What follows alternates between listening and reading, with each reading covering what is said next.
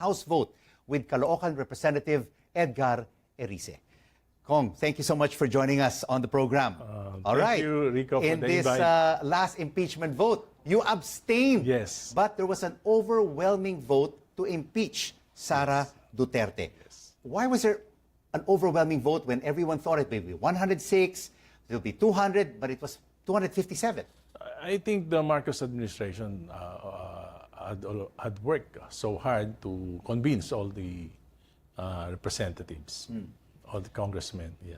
So what do you make of the new Senate leadership? There was a Senate coup that replaced Senator Tito Soto with Senator Alan Peter Cayetano. I know I know Senator Alan very well. So tingin ko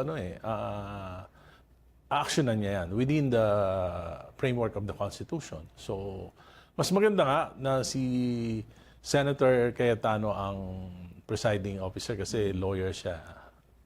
But he's known to be a pro-Duterte supporter. Well, actually, he ran for vice president yes. with Yes, former President Duterte, Rodrigo Duterte. Yes, but I think there was an altercation with the vice president. In fact, I was a congressman in the 18th Congress. He was replaced by Speaker Velasco because Senator Aimee and Congresswoman Gloria Macapagal-Arroyo and Vice President Inday Sara worked for his removal. So you believe now that he is the new Senate President, we will have a fair impeachment trial? I think so. We will have a fair presiding officer.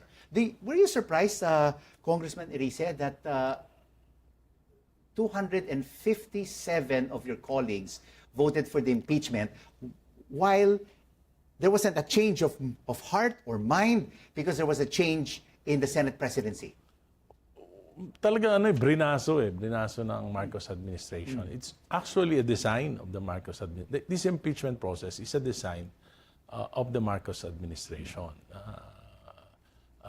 Marami sa pagkakalam ko, maraming tinakot, maraming na at Hindi ka natakot? Hindi ako natakot. Sanay na ako. I've been fighting dynasties and a lot of issues for the last 50 years.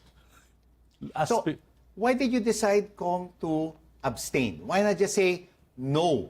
There are three this reasons. impeachment trial? There are three reasons. Why? One, I was not allowed to ask questions. And this is the first time in my 5 terms in Congress na yung isang congressman hindi pinayagan magtanong, mag-interpolate, mag-interrogate sa mga witnesses and resource persons. So, mayroon ako mga questions na gusto kong malaman ng sagot na hindi naman naitanong. So, sabi ko, hindi ako pwedeng makaboto. Hindi naman ako Duterte, hindi naman ako Marcos. I just want to be fair. So, yun ang unang reason. Pangalawa, alam ko na this is a continuation of the 19th Congress. At yung pinakamalaking nakawan sa kaban ng bayan, yung the greatest heist in the national budget in infrastructure, nangyari yan primarily because a lot of representatives were incentivized to vote for the impeachment of VP Sara. And third, the government weaponized supposed to be neutral agencies like the NBI, the AMLAC, and the COA to persecute VP Sara. Hindi ko sinasabi na walang pagkukulang si VP Sara. Dahil nga hindi ko natanong yung COA, hindi ko natanong yung AMLAC, hindi ko natanong si Madriaga na very incredible. Fantastic yung mga kanyang mga testimony. So sabi ko, I won't participate in this stage impeachment But process. with the evidence on hand, do you believe she will be found guilty or will she be acquitted? From your personal point of view. There are 4 articles of impeachment. One is yung Madriaga, ano yun? Stage lang yun. I think may machination na nangyari doon sa issue ng Madriaga. The second is the conditional threat. I asked my lawyer, sabi nila wala namang yan. Parang sinabi mo lang, pag sinuntok mo ko, susuntokin kita. Yung third, yung AMLAC report. Yung AMLAC report, it's an aggregate transactions for 19 years. So hindi ko alam. Hindi ako nakapagtanong. Kaya hindi ako makakapag-decide doon sa issue na yon. Yung pang-apat, yung kanyang bank deposits, inilagay ni BP Sara sa others. So yun, medyo questionable sa akin yun. Kasi nagpa-file ako ng SALN, inilalagay ko yun sa... Yung bank deposits ko, may specific item, bank deposit, hindi aggregated dun sa others. So I think this When should... all is said and done, with all of these 4 issues, not guilty, guilty.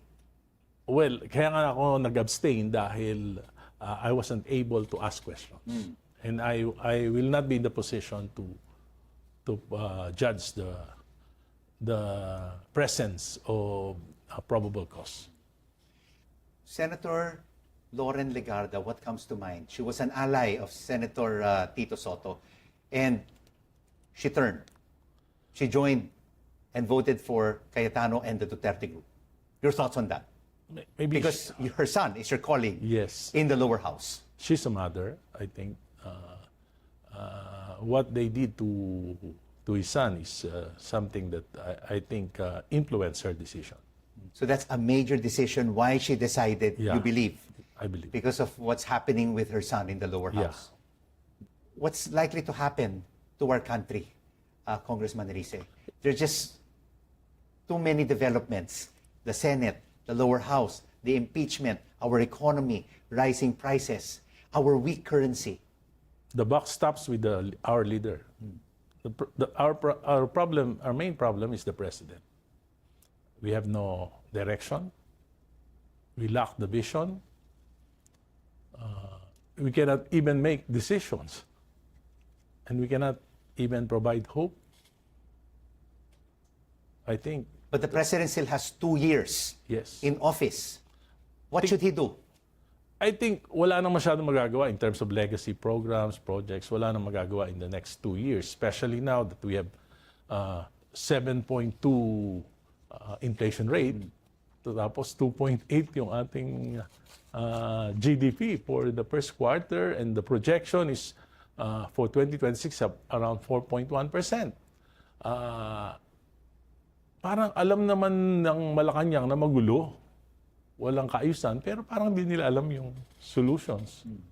Well, that's really a big problem. Tingin ko mayroon magagawa si Presidente. A contribution for our country is to set a direction for the next administration. How? One is, tingin ko dapat she should convene a commission that would study what is wrong with the government structure and would recommend some revisions in the 1987 Constitution and hand it to his successor for early implementation, early in. But whoever doesn't he will be. already have a credible economic team, a credible cabinet, administration that will basically set the stage for the next administration The in president is 2028? already compromised by the cover-ups. A cover-up will require a series of cover-ups. Yung may cover-up dito sa flood control mess eh. So, walang mangyayari. Especially, Which he exposed. you know, This flood control corruption scandal, niya which siguro- he himself exposed in the State of the but Nation address. when I filed a petition for to declare the unprogrammed appropriations as unconstitutional, lumabas lahat ng mga releases ng SARO eh. He allowed the releases of hundreds of billions in flood control and other anomalous projects. So sabi niya, ipaprioritize niya yung creation of the Independent People's Commission that will investigate all this corruption. And it doesn't happen. Nag-overtime kami. I was one of the members of the committee, pero bandang uli, hindi rin itinuloy. So, every time na lalapit na sa Malacanang yung investigation, humihinto na eh. So are you saying then from now until 2028, we won't see any more Yes. incumbent politicians, lawmakers behind bars who have been pinpointed already by several? I don't think that the president is capable of that because this flood control mess is an all-government collaboration from the Senate to the House to the Executive Department. Because you already have the Office of the Ombudsman officially receiving the partial report of the Senate Blue Ribbon Committee on the flood control corruption. I mean, Senator Lacson Yes. has basically transmitted these findings. Yes. So Ang it has problem- already exposed basically several Yes. politicians Yes. on the list. Oh, pero lahat to mga expose lang na wala naman talagang... Is it just a moro-moro? Yes, it's a more. Wala namang talagang serious effort to collect all the evidences. Kasi, imagine, Saldico is in hiding, di ba? Hindi na pinapatawag yung Secretary of the DBM.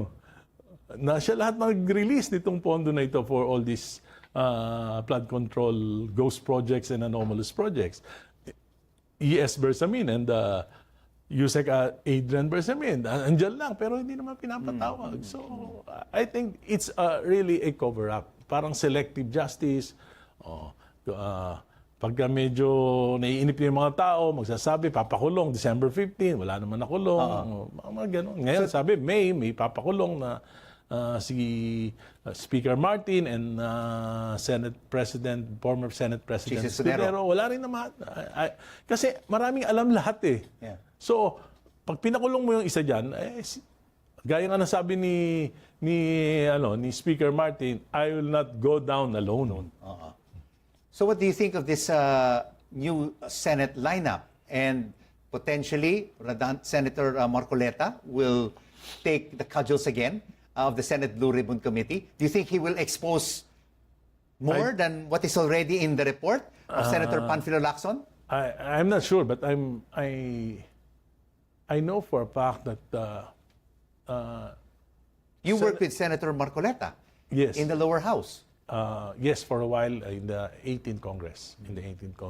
Pero tingin ko si Senator Alan, he would rather the new majority would rather choose a less controversial figure to head the Blue Ribbon Committee.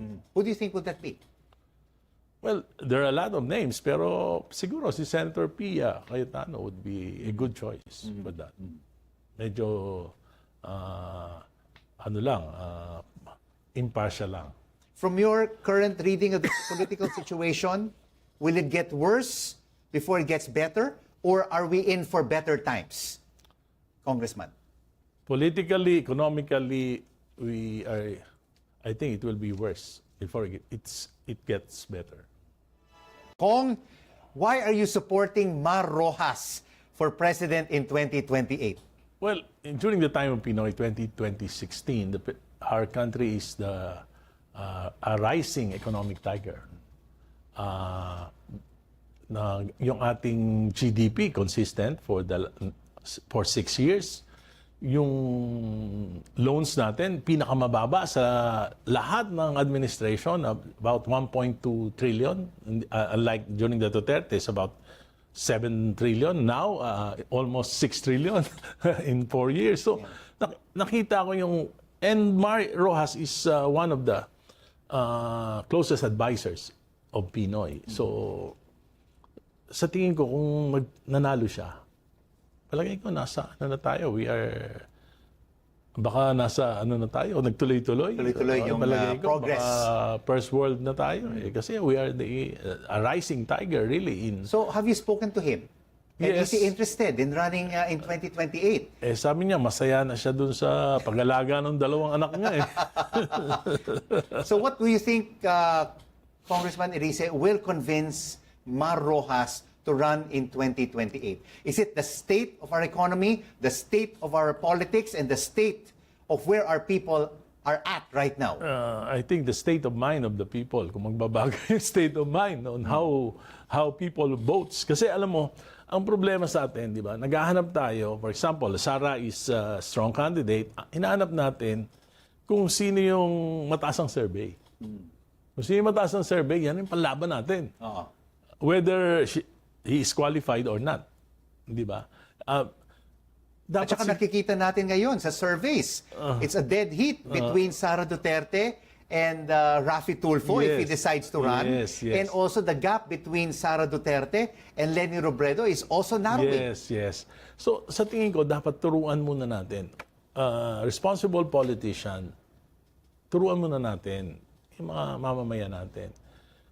Reklamo kayo na reklamo na pahirap yung buhay natin. Eh, bakit ang pinipili nyo? Sikat. Bakit ang pinipili nyo yung you would rather choose optic politics kaysa dun sa track record?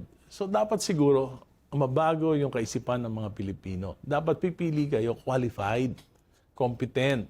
And Mar Rojas has the competence and the qualities to be a good president. I think, siya yung the best. He's the best president that we never had. I think he's better than Pinoy. He's better than Pinoy. At tingin ko, yung performance ni Pinoy is outstanding. So, kung nagpatuloy lang siya, nagkasundo nga sila ni Grace po. Senator Grace po, baka ngayon ang presidente natin, si Grace po. 18 years of good governance then. Sana, sayang. What would convince Mar Rojas Mahal to niya run for naman 2028? If he's included in surveys and he sees that his numbers are going up, you Yes. think that would convince him? Because Yes, I've also I been think so. trying to have him here on Beyond the Exchange. And he's always told me, Rico, it's not yet time. It's not yet time. I'm not yet ready. Yes, I think so.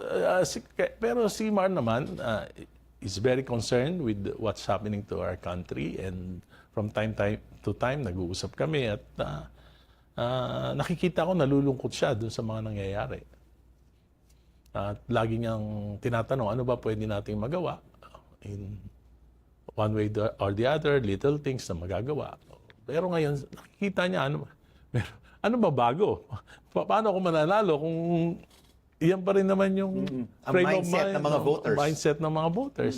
So, It looks like you're really dead set on really convincing Mar Rojas to run for president in 2028. What if he says, Edgar, I'm sorry, ayoko na. Who else will you support? Well, Will you of still course. continue to push for Mayor Lenny? Or maybe even Senator ayaw rin Risa ni- or Senator Bam? ayun nga ang problema yun. Si Mayor Lenny, ayaw niya rin. Eh, yung mga magagaling, ayaw eh.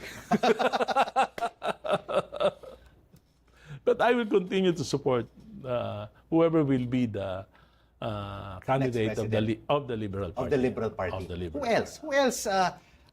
There's Kiko.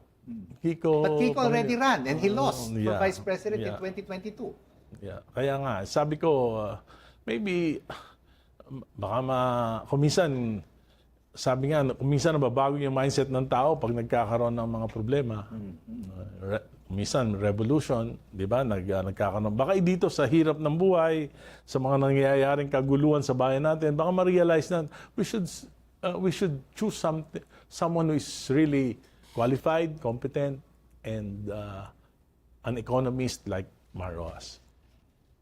What about Vice President Sara Duterte? Do you think that she will be a good president? Well, I don't want to prejudge her, pero kasi there are two things na kaya hindi ako pwedeng sumama sa mga Duterte. One is my advocacy against political dynasties. Yun ang nangyayari dito sa bansa na natin ngayon. Tinatanong, bakit magulo yung bansa natin? Because it's a battle between two giant political dynasties, the Marcos dynasty and the Duterte dynasty. Kaya nangyayari yung welfare ng bayan, wala, lahat ito nasa ilalim ng laban nila. Laban ng kanilang ano. So what do you think will a Sara Duterte presidency look like? Will it be vindictive? Will it be pro-people? Because she said that she will not take revenge. And Well, she's not a vindictive the problem- individual. The problem with political dynasties, yung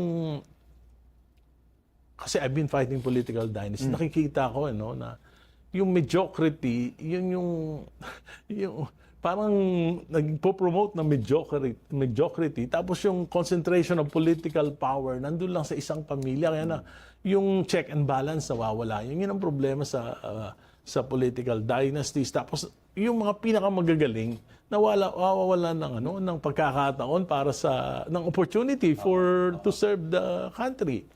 And the other issue against the Dutertes is their war on drugs.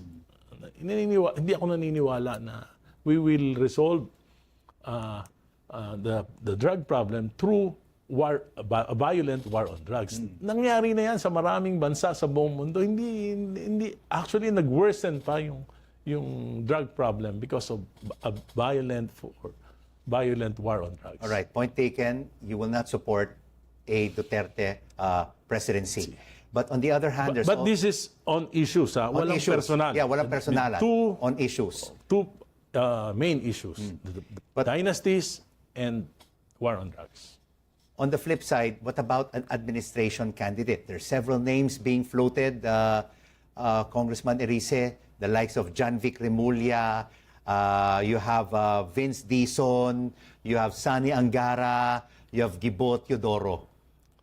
Do any of these have the same credentials, the same capabilities as the likes of the Liberal Party stalwarts like Leni Robredo and Mar Rojas and Riz Ontiveros? The greatest heist in the history of infrastructure and national budget will be a kiss of death to whoever will be the candidate of President Marcos.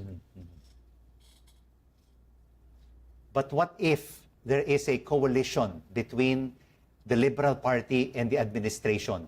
Will you support it? Well, if we support the administration, then we are part of the greatest heist. We'll be part of it. But if that is the only way to defeat Vice President Sara Duterte in 2028, I don't think should there be at least a compromise I don't- between the LP, the opposition, and the administration? I don't think that the end justified the means. So we have to run on our own. Yan ang problema pag nagko-kompromiso na Paano yun? Di magtutulungan pagkatapos, paano yung mga nagkasala? Sino yung nag-commit nitong heist na to? Tapos tinulungan tayo, paano yun? Pagkatapos pag we are in power, then will let them go? So you're saying no compromise between the opposition and the administration, and it should not be a coalition. And if we compromise with the administration, I think the opposition will be Sara, and Sara will win. So if it's a pure Liberal Party ticket, Baka may chance pa.